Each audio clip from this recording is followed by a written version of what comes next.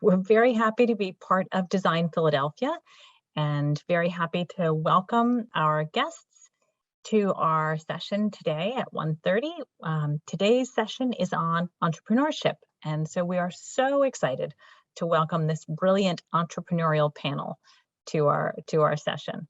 I'm Marcia Weiss. I'm the director of the Fashion and Textiles Futures Center here on campus, as well as the director of the Textile Design programs. And we are always happy to welcome back some of our alums, even if it's virtually. So with that, our guests for this session are Julie Stephenson, founder of Elly, Rachel Snack, founder of Weaver House, and Leah D'Ambrosia, founder of Wallhide. So I'd like to start by sharing my screen and showing you a few slides of each of these companies' work, and then we'll get into our session. All right, so hopefully you're seeing an opening slide, and with just a wee bit of luck, they'll actually even advance, which is always doubtful the first time. So bear with me, eventually you'll get to see something else. Here we go.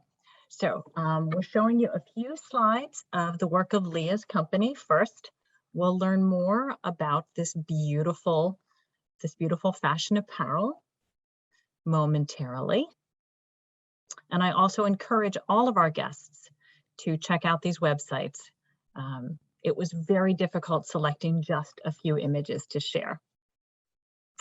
Next, a few images from Weaver House, Rachel Snack's company. So here's my confession. I have purchased yarn from Rachel, and my decision with this was, do I want to put up the yarns that I love? Because if I put up the ones I love, they're going to be purchased and I won't be able to get them. Or do I put up things that I wouldn't purchase? And so honestly, I kind of split the difference. So it was a little bit like choosing between children with selecting images. So again, check out weaverhouseco.com for Rachel's work. And last but certainly not least is Elly, a beautiful fashion brand by Julie Stephenson. And again, check out soelly.com. So with that, so again, welcome. So happy to have you with us. And I would love to have each of you start by telling us a little bit about yourself. So you all have come through our Master of Science in Textile Design program. I'd love to have you share with us what led you to textile design. So Julie, would you go ahead and tackle that question first? Sure. Thanks for having me. This is exciting. What led me to textile design was my undergraduate experience. I always loved clothing and fashion, more clothing, more of like the tactile part of it, the fabrics, and like things that, just you love to put on and wear forever. But in my undergraduate program, I was studying statistics actually. And then I took some art classes and I ended up doing a project where I just did some paintings on recycled clothing. So it was that experience that kind of led me to the print experience at what was then Philly U, now Jefferson. So that's how I came to textiles. So is your undergraduate degree actually in statistics? It's in math and art. I had a double major. Interesting. I don't know that I ever knew that. So yes. Thank you. I often find the path that we take to textile design is not necessarily linear and is always really interesting. Rachel, what about you? What led you to textile design? So I'm a weaver, and actually the same thing during undergrad. I discovered textiles in undergrad. I discovered weaving specifically. I thought I was going to go to school for painting. I went to the School of the Art Institute of Chicago, so I did get a fine arts degree. But my first semester that I was there, I was in an intro to fiber course and learned how to weave and was completely hooked and never actually took a single painting class. So I for 4 years, studied weaving intensely. I think Marcia knows this story. And then eventually, so I kind of say that I got my conceptual background as an artist from my undergrad, and that's where I first learned to weave. But then at Philly U, now Jefferson, is when I actually learned the technical side of textiles. So now I feel like both those degrees married together allows me to make conceptually based artwork that is also technically experimental. Ooh, technically experimental, love that. And I have a question, was the weaving course by chance, or did all students take that? Yeah, it was by chance. I registered so late for my first semester classes that all the intro painting courses were full. So my advisor on the phone, I knew my phone was going to ring in the middle of this presentation. I'm sorry about that.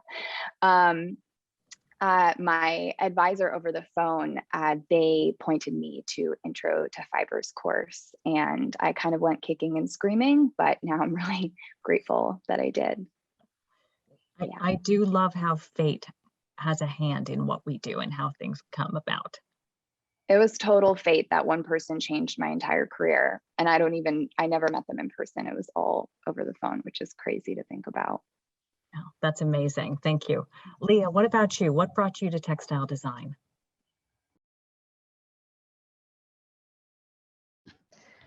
Hi. Well, I guess I sort of got an interest in undergrad as well. I went to Drexel for design and merchandising, and I had a concentration in art. So I took some sculpture classes and sort of got interested in textiles and fibers in that way. And then after I graduated, I went and worked for a big company and in buying and merchandising, and really got kind of frustrated with that quickly. And so I left and I went to work for a small boutique. And one of the owners of the boutique had a hand knit sweater line. So I ended up working with her and sort of managing her business. It was all hand knit in Philadelphia, so I would sort of work with the knitters and manage production and sort of manage her wholesale and marketing and everything. So that's when I got really interested in knitting and sweaters and yarn. And a few years later, I went back to school. And the rest is history, I suppose. Sort of. This is a very long road from there still, but we can say that.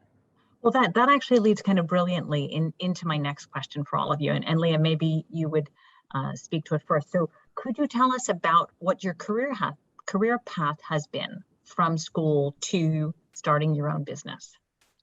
Sure. I think I always wanted to own my own business, or, at least work for myself in some kind of like independent contractor sort of way. So I think that part of going back to school was like, I felt like I needed,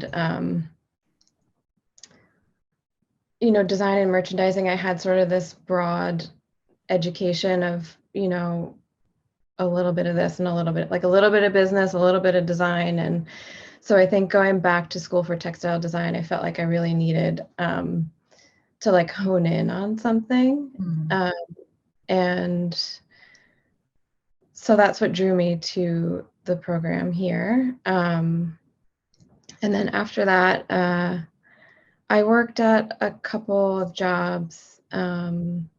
I worked for Shima for a little while. I worked at a furniture design company that's in Philadelphia. They make all the furniture here, BDDW.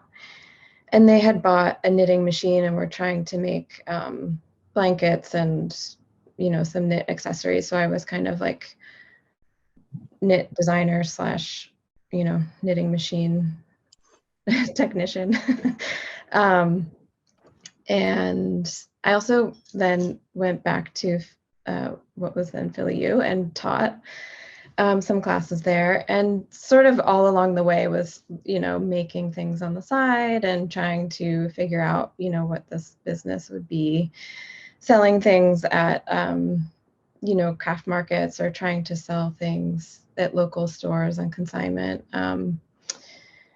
And so eventually, I was able to, sort of like wean off, like get jobs that sort of required less time and put more time and energy into the business. And, but being like a startup and being self-funded and sort of just trying to figure things out, I tried to like keep a side job for a long time just to kind of have some security and I don't know,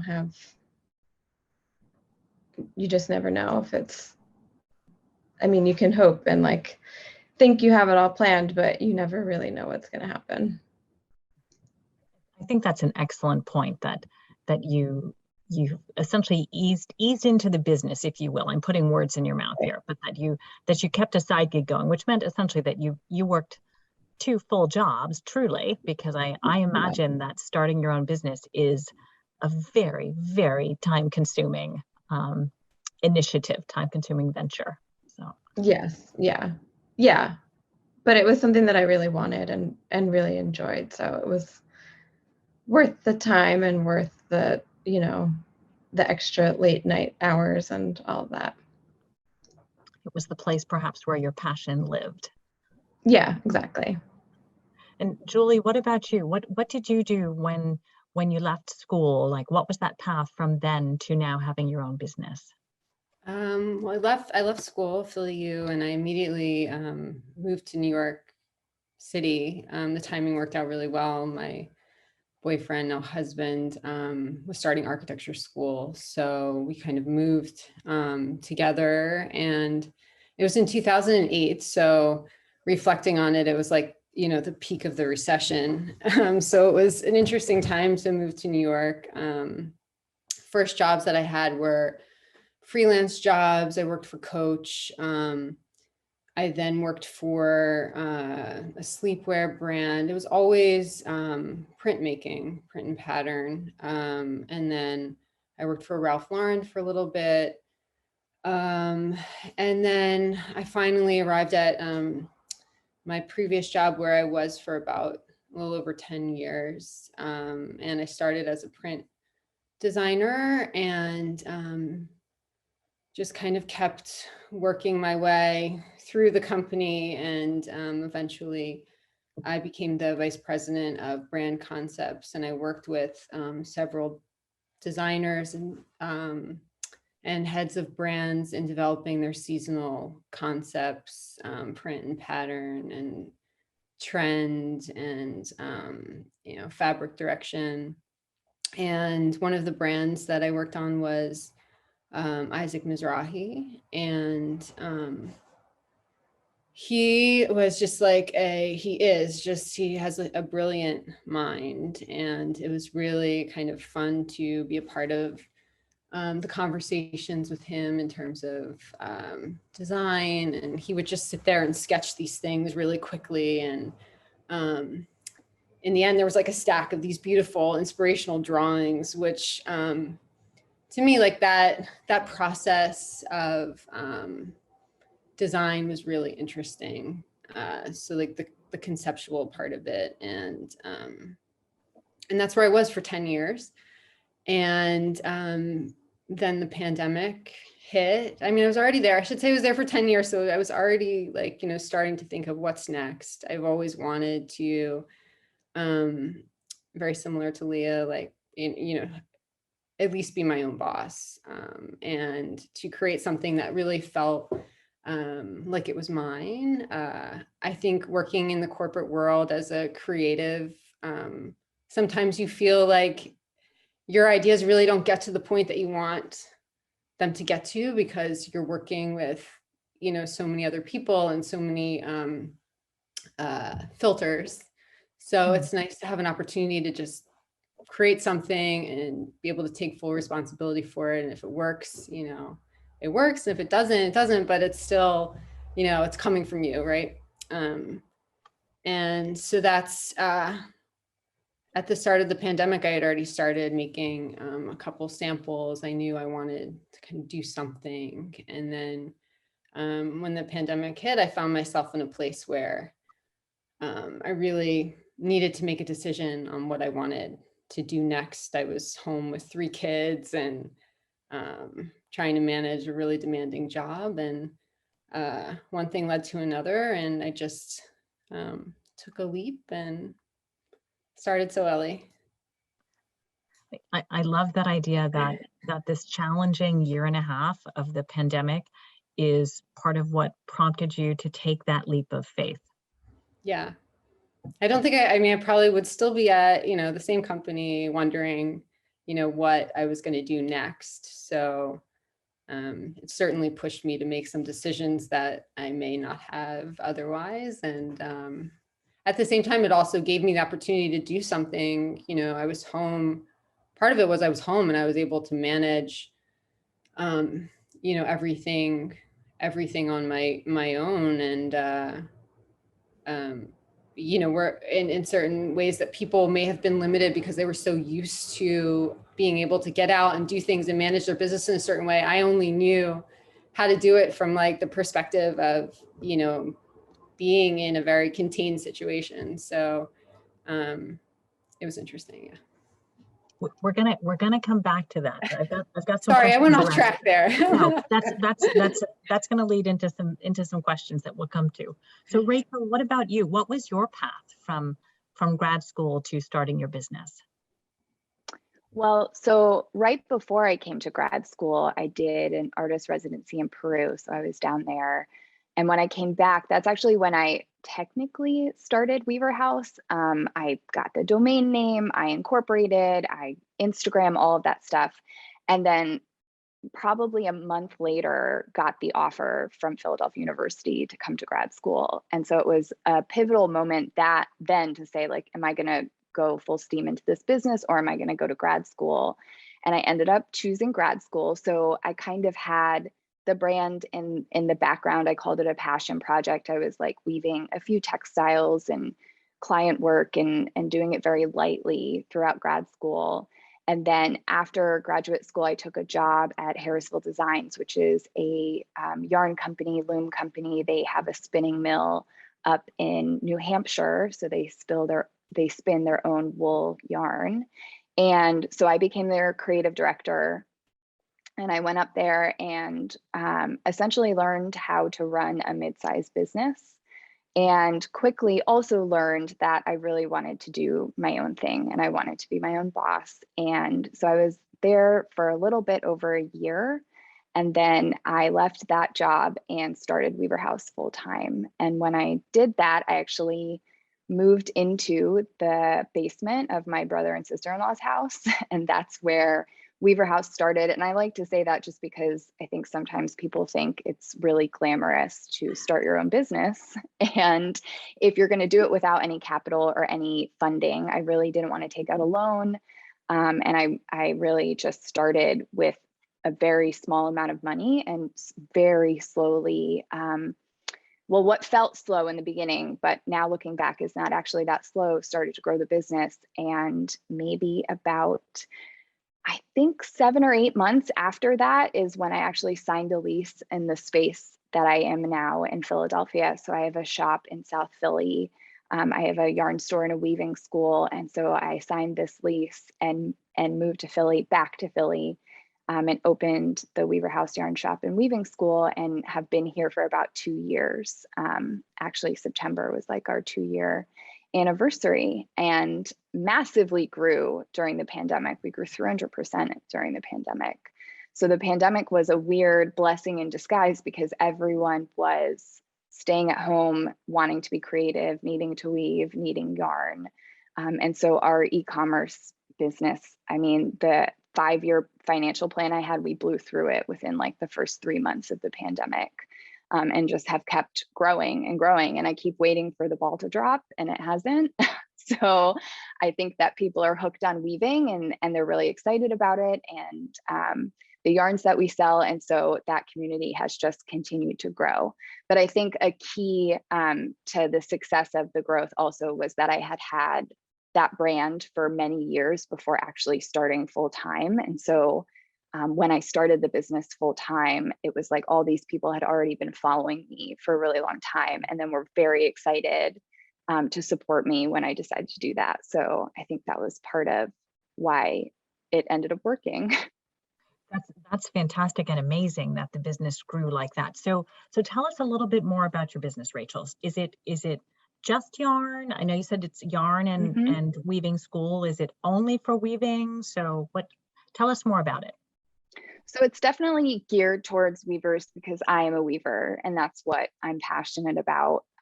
But many of the yarns we sell can be used for all different fiber art making. So a lot of them are coned, but we also have skeined yarns, which is typically used for knitting. And we have embroidery thread and we have other fun threads, metallic threads and things. And a ton of different craft supplies, books. We sell looms, we sell just odds and ends sewing supplies. So kind of a very small craft shop that is focused on yarn and focused on weaving yarns. And then we also have, so it's kind of like a two-part, I have two spaces. So the front space is the yarn shop. And then we also have a weaving school that doubles as my studio as well. That has a bunch of looms and a lot of yarn for students and experimentation. And so those are kind of in tandem with each other in the business. And so have you been able to offer classes in person during the pandemic? So we didn't for a really long time. We kind of closed altogether. I had open hours like a normal brick and mortar shop pre-pandemic. And then when the pandemic hit, we kind of closed the shop, closed the weaving school. I was only doing online and did that for almost 16 months, I think. It was a long time that I was closed, but because people were ordering online and supporting me that way, it was honestly okay. But it's been exciting to reopen. So it's still really limited hours. We're open every Tuesday from 12 to 6 p.m. for in-person shopping, masked. The whole building has a mask mandate. And then also every few weekends, I'll have like an open weekend for people that want to come and shop. And then we just started doing classes and people were really waiting for classes because those sold out pretty much immediately. And actually October 20th is when we'll release our second set of classes for January, February, March, and April. So we kind of do them in cycles. So intro to floor loom weaving, intro to rigid heddle, and then some other fun frame loom, tapestry weaving, and some intermediate courses as well. Fantastic. Yeah. So Leah, tell us more about your business, and I'd also love to have you comment on how the pandemic has or hasn't impacted your business or your approach to it. Sure. So my business is a knitwear line. So I produce sweaters, mostly made in Peru, and I do some special domestic styles as well that are made with domestic yarns from smaller farms. And we also make loungewear, so cut and sew that's made with organic and domestic cotton, so it's like a fully domestic process as well. And we sell wholesale as well as direct retail. So been selling wholesale from the beginning. So it's been about 5 years. And then the e-com kind of came a little bit after that. It started out as just sort of like a side, like afterthought, like, oh, we have some extra pieces, we'll just sell them online. So we've kind of been growing that side of the business more in the past, 2 to 3 years. And we work with small boutiques mostly. So no like Nordstrom's or Barney's or anything like that. So we work with, a small boutique in a community that sort of wants to bring in usually small designers, usually sustainably minded. And we sell all over the country to those boutiques. But I think when the pandemic hit, that strategy worked really well for us. We spent a lot of, like, we very slowly grew the business and grew the wholesale business. So we really wanted to put a focus on strong relationships with our customers. So, you know, sometimes it would take a couple seasons for them to buy, but then it would be, you know, somebody that would continue to buy season after season. And we didn't really have many people that would sort of like buy one season and then not. So it was sort of like a very, we had built like a consistent, strong relationship with these people. And I think, you know, everybody panicked, obviously, when the pandemic first hit, that small businesses were just going to, you know, all die and disappear. But then I think there was like a huge support for small businesses, especially, you know, in smaller towns, maybe, or smaller cities. So we saw a lot of support to our customers from their customers. So, you know, people just wanting to support their community and support their boutique that's down the street from them, rather than, you know, just trying to find the best price for something online. So our wholesale business actually grew, and our e-com business, because also, you know, luckily we make loungewear and sell it online, which everybody wanted to buy soon after the pandemic hit. So yeah, the business, you know, similar to what Rachel was saying, we sort of like blew through some of our projections for wholesale, and it's been good. I think that also, you know, people through the pandemic have really become more aware of what they buy, where their products come from, what the story is behind them, what the fibers are, you know, who's making them, and sort of, we've been sort of telling that story from the beginning, and, you know, really trying to push like the sustainability of our products and just the ethical story behind everything and who we work with, and the whole supply chain. So I think that has, you know, sort of paid off a little bit now. Did you have supply chain challenges during the pandemic?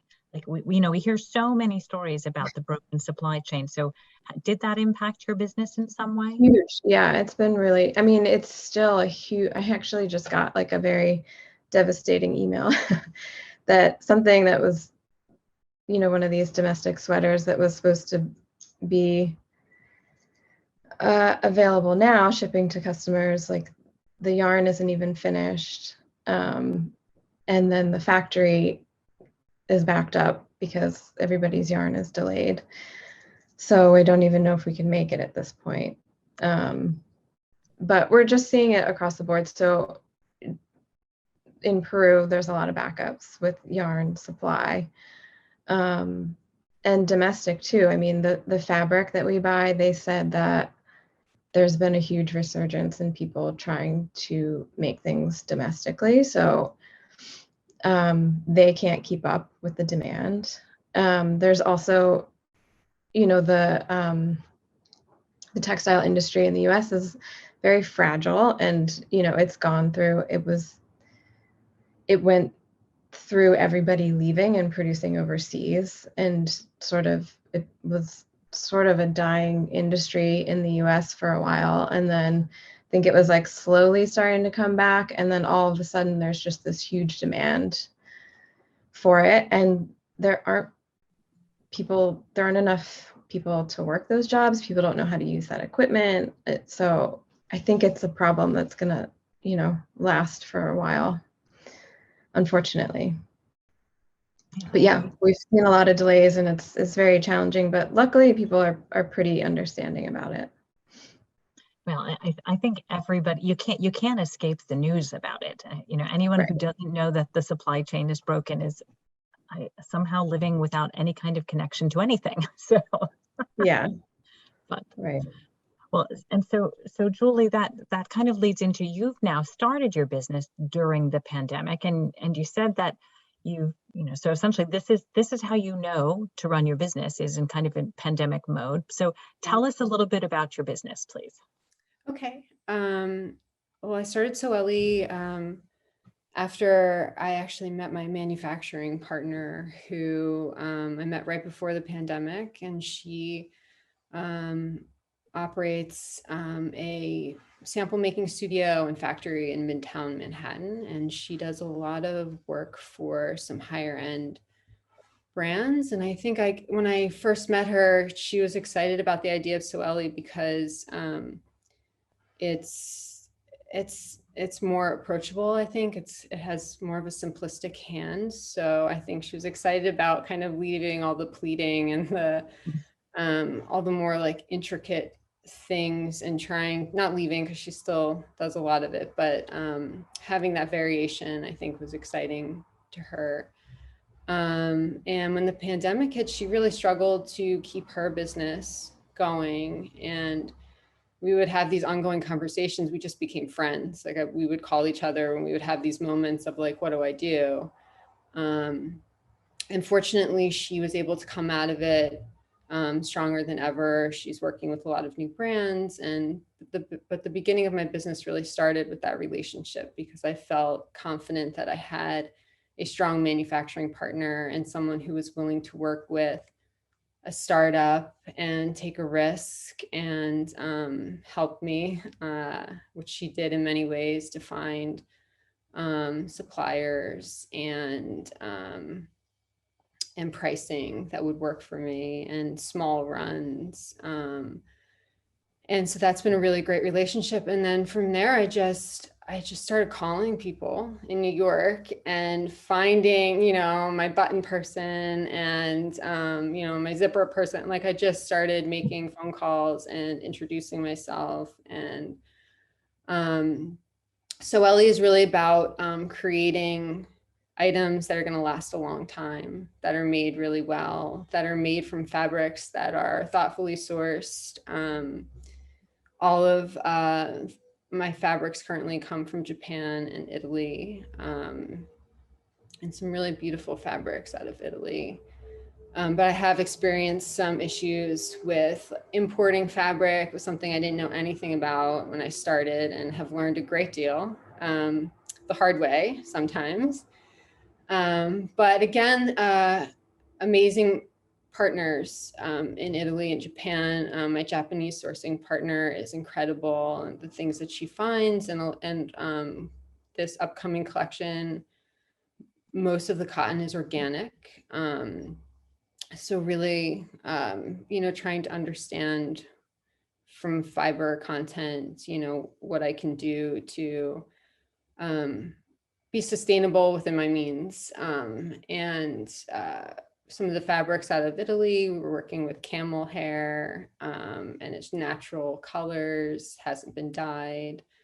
So trying to do what I can with the knowledge that I have, and learn every day how to improve upon it, and to bring customers products that really, for me, I'm trying to make things that will last a long time, and will be things that you want to keep in your closet forever, and will get better as you wear them. A lot of our pants are just, the fabrics are just made to be worn in. So when you get them, there's a little bit of rigidity, and it's nice to like break them in over time, and to like have these memories in the clothes that you've worn, and to be able to go back to them. And the name Elly came from my grandmother, who really, I think, has inspired me on this journey.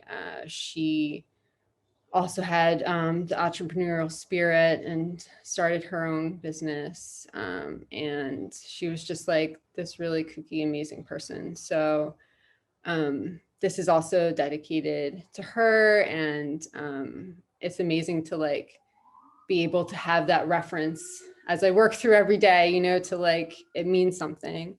But yeah, that's so. And the other part of Elly is just like working with creatives. I mean, really enjoyed that part of it. The photographers, the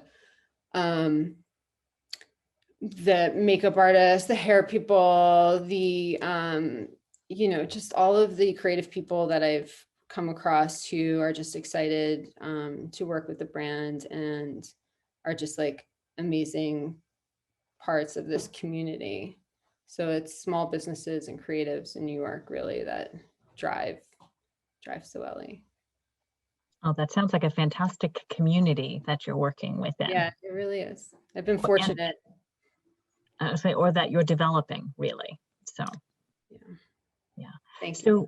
So how do you balance, and maybe Julie, you to answer this first, how do you balance the business or logistics side of the company with the creative responsibilities that you have, or do you even see them as separate? Absolutely. I see them as separate, and it's challenging for sure. I think for me, I like both sides of it, but it's just finding the time to do it. You know, I come from a math background and I enjoy numbers and I, you know, enjoy a spreadsheet or two, but it's finding the time to really do both. It's just me. I don't have a team. So I'm just, you know, day by day trying to get through everything from managing the website to making sure, you know, production comes in on time, to finding the zipper for those pants. So, and to keep on top of the accounting and the spreadsheets, it's all, it's a lot. So if anyone has any suggestions, please. Yeah, it's a delicate balance, I would say, as to what to prioritize and how to divide your brain. But And is it a 50-50 balance, or is like some days it's 90-10 one way and some days it's 90-10 the other? The way that I work, I tend to work in parts. I like focus on one thing and get it done, and then I shift gears. So I would say it's 100%, but it's like divided by the day. So, you know, yeah, but in the grand scheme of things, I would say for me, the creative part of it is probably about 30%, and I wish it were more, but the rest of it is logistics and number crunching. Thank you. And Rachel, what about you with that same kind of question about the business/logistics versus the creative? And I'm also really curious how you see the balance between those. Yeah, sometimes it's really hard. I think that was also a gift of the pandemic, is that, you know, pandemic gave this space, especially in the very beginning when we first went into lockdown. It was like, for me, it was this space where I couldn't do a lot of the business stuff that I normally was occupying most of my day with, because everything shut down. So I actually started weaving a lot more. And that's like when I started developing our pattern program, which are downloadable weaving patterns that, you know, then I'm actually weaving the sample for, and I'm testing yarns and doing all of that. So it adds in this other creative element to the business. And I think it really became clear that the only sustainable way for my mental health to have the business is to make more space, to be creative, and to be at the loom. And that's the whole point of me starting this business, was because of my passion for weaving. And if I didn't get to do any weaving, like, what was the point? So I think that was definitely a turning point for me, where I try to prioritize space. Like if I'm feeling really stressed, yesterday my website was not working, and it was like giving me a panic attack. And I was like, I just have to sit at the loom. Like, why am I trying to force through this when, you know, it's really, it's not a healthy place to be at. There's no point in dwelling on it. So instead I just kind of abandoned my screens and wove for a while. And I think that's part of having your own business that is a gift, is that you can ultimately make those decisions. And I think it feels a lot more balanced and healthy to me to be able to have that space to make. And so I try really hard to prioritize that and to give myself. And I've been doing this thing where one day a week, like on Mondays, I give myself half a day in the studio where I'm off my phone and not doing business things and making for my own practice, not even for Weaver House. So that's been really important to me. Like, that's my sacred time. Yeah, that completely inspires me. So, and I want to say, okay, I'm going to leave and go sit at my loom, which is right here behind me. You all just talk amongst yourselves. Yeah, it's like when you like are looking at it and you just get sad. You're like, oh, I I haven't sat down at you in forever. Like, I need to give you like, and that just totally also, I think it drives everything, because then I get excited about something and then I can share it with my customers. And it is kind of this beautiful cycle of, if you're making inspiring stuff, then you're inspiring other people to make. And isn't that the point? So yeah. I think that's fantastic. And when you were talking about that inspiring you, I saw Leah nodding.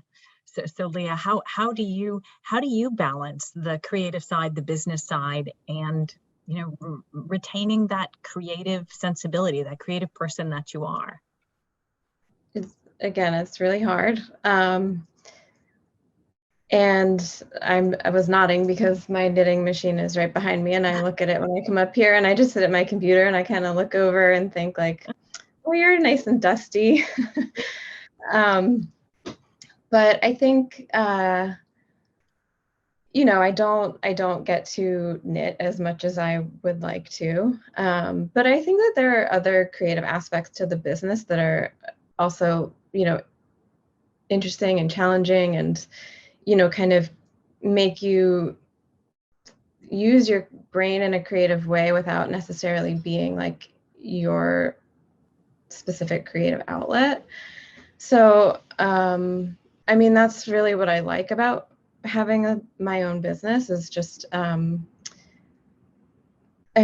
sometimes it gets overwhelming with the problems and the challenges, but I think solving those problems and figuring out those challenges and sort of, looking, even like being able to look at your sales history in a certain way or a different way, and trying to figure out like what worked and what didn't work, and how you're going to, improve for the next year or the next season. They kind of, those numbers and that data can kind of feed your creativity too, in an interesting way, where having that knowledge and being able to see the full picture and to like be there for the full life cycle of from the design to production to shipping it, and then seeing it on your customers or in your customer store, that really inspires like the creativity too, for just the specific like product design or textile design. So that was one thing that I really didn't like about working at a big company, and part of why I wanted to work for myself was just being able to have a hand in that whole process, and being able to like, rather than just work on one small aspect of that process, being able to see the beginning and sort of like the development phase and through production, and just being able to like be there through the whole thing. But yeah, I would obviously like to have more time to just sit at my knitting machine, and maybe one day. So if you duck out now, I know what you're doing. Right.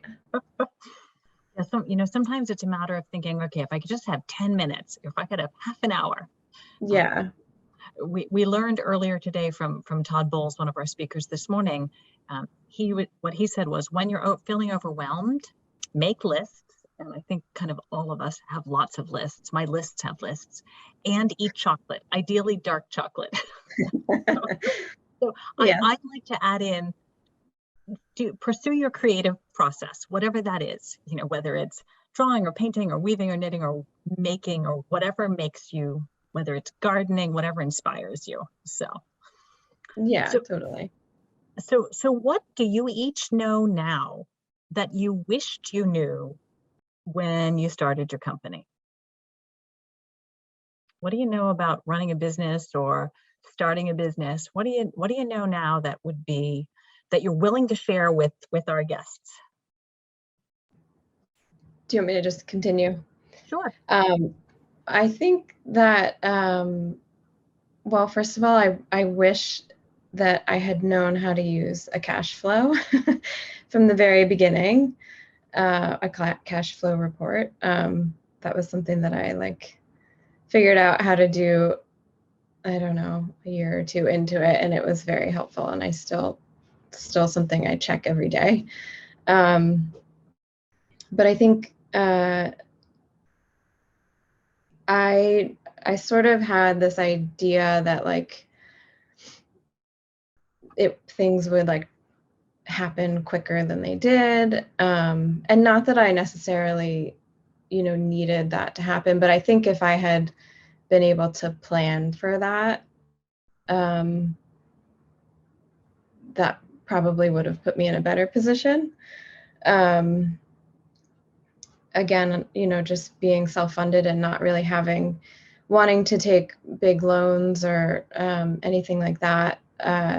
Just from the beginning, trying to figure out just like a really solid idea of what expenses are, what costs are, and sort of what you need to get through like a year or 2 years, or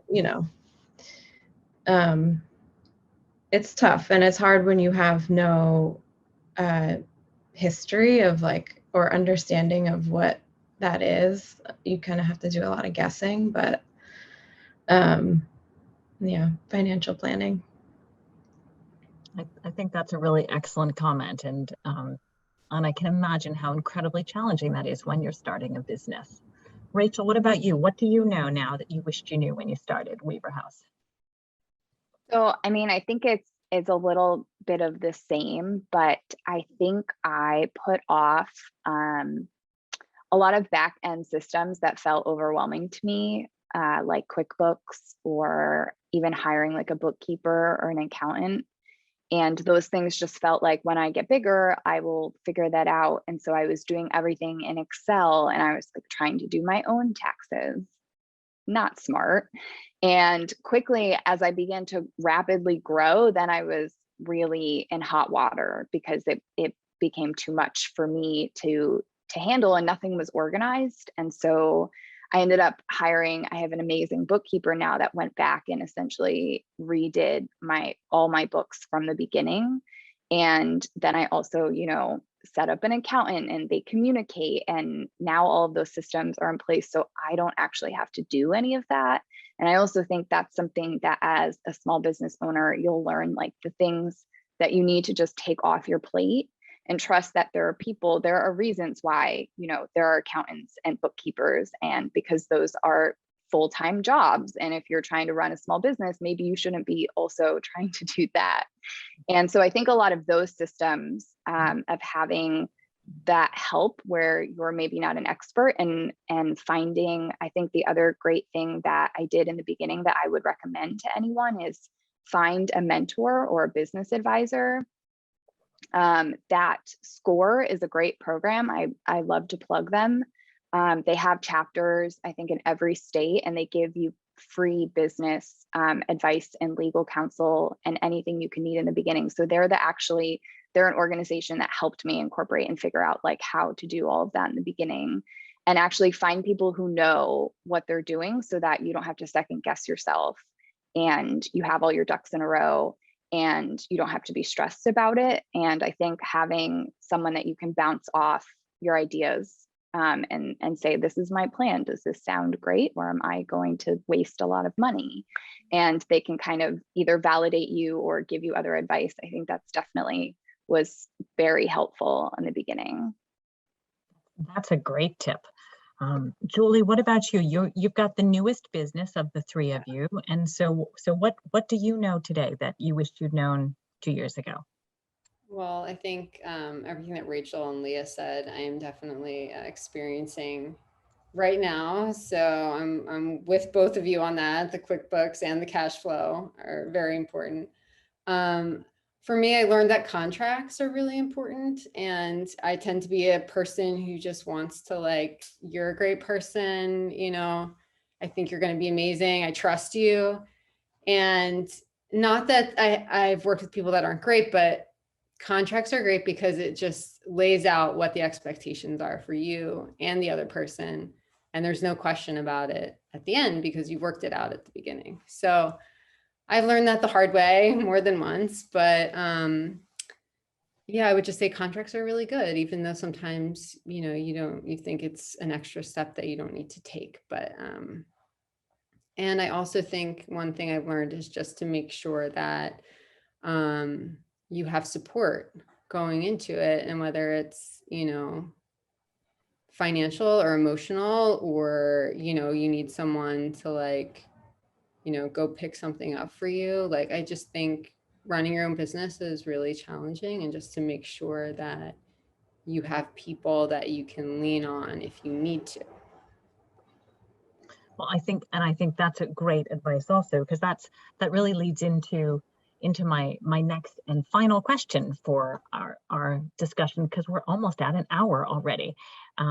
So I imagine we have people on the call today, or in our symposium today, who are thinking about starting their own business. So if you were to give a piece of advice to them, what would you recommend? So I've already heard have support. I've heard find a mentor or a business advisor.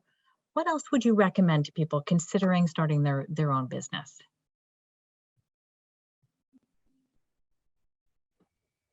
Do you want me to answer that first? Sure. I think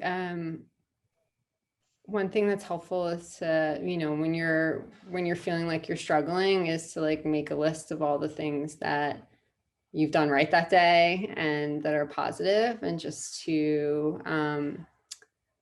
not to get bogged down on the challenges, and to try and stick to the positives and move forward. And just to reiterate, the like support system, I think, is really important. I don't think you can start a business on your own. And yeah, that would be my advice. I think that's a great recommendation. Leah? I think, I would say, think about like, where you're gonna sort of like sit in whatever market you want to be in. Like, think about your niche, and think about what other brands or businesses are out there that, maybe are similar or not similar, and just try to think about what they're offering and what you want to offer, and what you have to offer that's really unique from what you see out there. And sort of like, how is your perspective different from what you're seeing?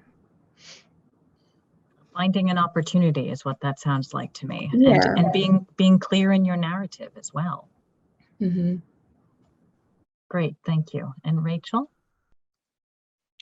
So I would say a few things. I would say don't start a business for the sake of starting a business.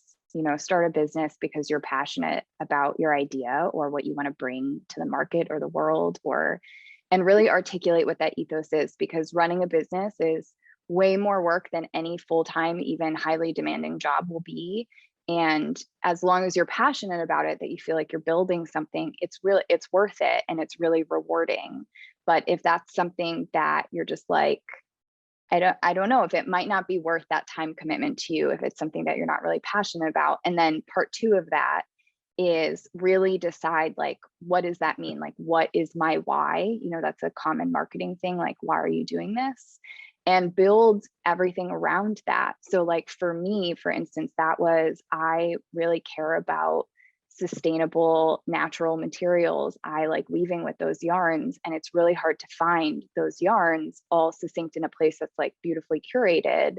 I can provide that for the weaving community. And that's how I started to build my brand. And that's what I was known for.